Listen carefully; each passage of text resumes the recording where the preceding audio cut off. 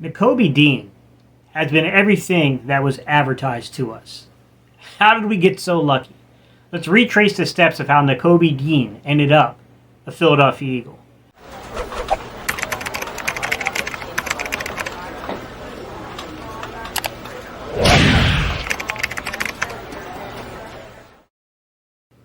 What's up, Cerebral football fans? My name is Steven Hyder. This is Gate City Sports Channel. Hey, if you're new to the channel, this may be the first, second time you caught my content and you enjoyed today's discussion. Do me a favor, guys. We are on a journey towards 7,500 subscribers. We've just called over 6,000. Love for you to be a part of that. Just need you to hit that subscribe button to do that. To all G subscribe here, and I'm going to ask you to do, guys, keep hitting that like button. Help me spike the algorithm and get this in front of new people that we can potentially convert into our little community here on YouTube. All right, y'all. I want to talk Nakobe Dean. So, Nakobe is an interesting story, right? Because I think a lot of us were kind of all over the place on where we perceived his value to be. Now, I want to start off by giving you guys some of these broad, strokes when it comes to recruiting and why Nakobe Dean wasn't like a unified value for each individual team. And you can make the argument, guys, that nobody's ever a unified value, that you're always going to find one or two kind of like outlier organizations that believe something weird about a player. No doubt about it. But there was something very specific about Nakobe Dean, and it more so had to do with his height more than anything, right? It's the fact that Nakobe Dean was 5'11". He was a sub-6 foot linebacker. People worried with him being, on top of that, an off-ball linebacker. Remember, guys, on-ball means pretty much on the line of scrimmage. Off-ball means when you're off the line 2 or 3 yards. As an off-ball linebacker where you need to stack and shed linemen, people worried about that height differential, right? So the big buzz around Nakobe Dean is what would stake his claim to being kind of like a late first round, solid second round pick. Would be, his performance at the combine or his performance at a pro day or whenever you could get around to doing this. Because people were expecting him to put up a really, really good 40 time. And that's where the problems came in, is that when Nakobe Dean came up for the combine, and then when Nakobe Dean came up for Georgia's original pro day, he was not available to run any of the actual athletic testing. So he wasn't able to do things like the 40-yard dash. I do believe at his pro day he did the vertical and a few other things. And he did positional drills. But he couldn't run the 40 originally.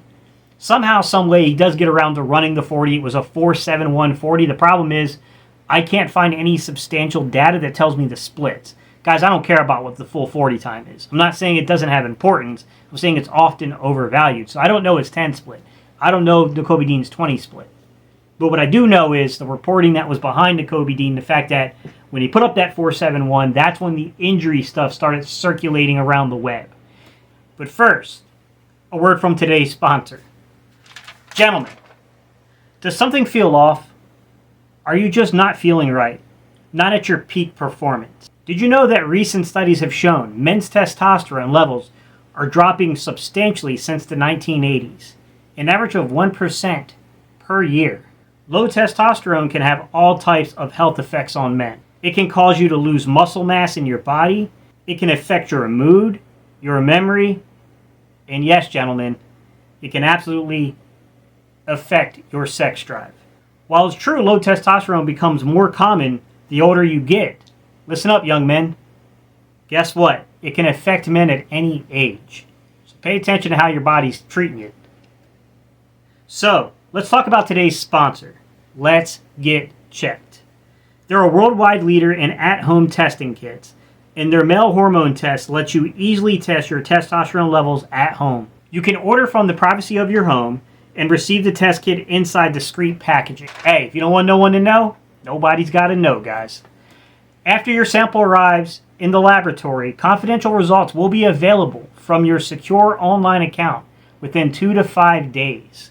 These results are reviewed by a clinician, and a member of the Let's Get Checked nursing team may call you to review the results.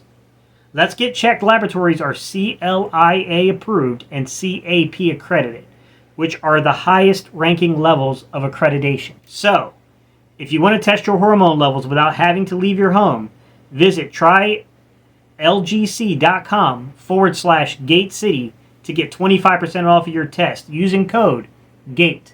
That's capital GATE at checkout. Also, everything will be linked in the description below the first link, guys. Hey, go get yourself checked out. By the way, just so y'all know, I'm getting myself checked too. I'm going to do that live on the channel. I'm going to show you the packaging it comes in. I'm going to prick my finger, whatever it requires me to do, send it off to the laboratory, and then in a separate video, guys, I'll share the results with you. So you guys will be able to see myself go through all those testings as well. All right, y'all. Back to today's video. And the day before the draft, it really got pretty pressing on this whole idea of like Nakobe Dean having a complex injury history. And I want to go over a little bit about what Ian Rappaport said, because Ian Rappaport did report live on the draft that he had an ankle injury plus a meniscus injury. I believe your meniscus is in the knee somewhere, but I'm not a doctor, guys. You might want to fact check that. In 2020, knee tendonitis, a multitude of soft tissue injuries. That he had some lower body stuff. Like, he had some lower body stuff going on. One could probably, kind of put two and two together here and say that probably played a significant role, a significant portion into why he could or could not run the 40 time for so long. And why maybe when he got around to running the 40 time, it wasn't that impressive for scouts, per se. And I think that on Nakobe Dean, if you just go take Nakobe Dean at his face value, that's why I love this kid, man. This kid he's all business, guys. He's just all business. Nakobe Dean didn't run from this.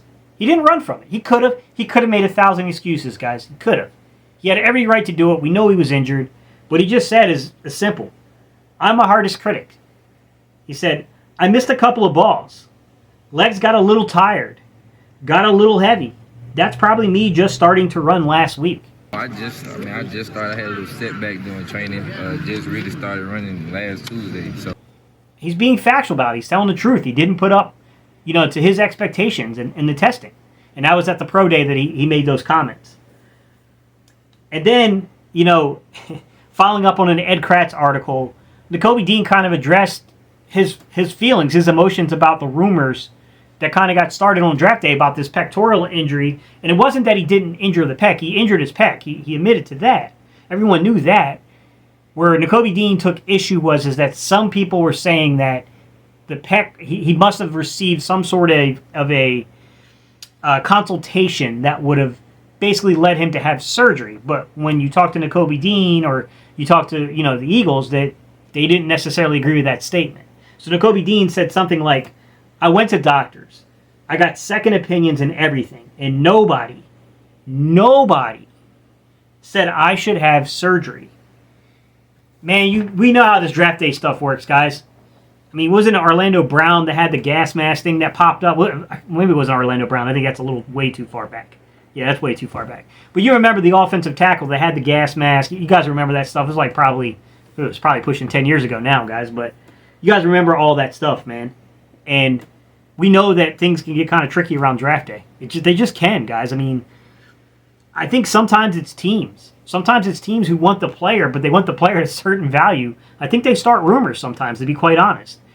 Now, mind you, these rumors can't gain traction if there's not some element, some reason of suspicion here. There has to be something to give you that reason, something to give you that suspicion. But nonetheless, I think Howie Roseman stated it the best. The way I would want to finish off my closing statements about Nakobe Dean, about how he ended up in Philly, I think Howie, man, give Howie his roses, bro, because he said it right. He said, this is a unique player. We got lucky. I can't say that any better. I think Howie nailed that one. This is a unique player. We got lucky. We got what we were looking for in the third round, what many of us were begging to happen between rounds 1 and 2. We finally got it, and we got it really and honestly towards the back third of the third round. So, I mean, who knows? It's hard to say exactly what's going to happen here, how things are going to go down when it comes to Nakobe Dean. We'll have to see it all play out. He's not, this is what I love about this young linebacking core. Guys, he's not just going to walk right onto that field without fighting for it. I'm not saying he's not going to eventually overtake it, because I believe he will. But shout out to these linebackers. They're not giving ground. Davion Taylor's out there looking real good in camp. Okay? Kaiser White's not giving ground. Kaiser White's playing pretty well in camp. And T.J. Edwards has been one of the better players this entire camp. We're in a good spot. We have 4 really young linebackers who can all play. I don't remember the last time I was this excited about the Eagles linebacking core. I mean, I remember being a little excited about 2017. I thought we had talent. I thought, but I also knew there were some concerns going after 2017 with keeping some of those guys on the roster. So, this is a good spot, man. This is a really good spot for the Philadelphia Eagles and for a linebacking core that's been starved of talent for a long time. All right, guys, let me know your thoughts down below. Just some, general ideas of what Ian Rappaport reported, guys. It was an ankle injury, a meniscus injury, soft tissue injuries. He had a torn labrum in college. So, he did have a little bit of an injury history. But, clearly it was over-exaggerated. The extent and the nature of the injuries were over-exaggerated to an extent here. All right, y'all. I appreciate y'all so much, guys. And I'll see y'all on the next video.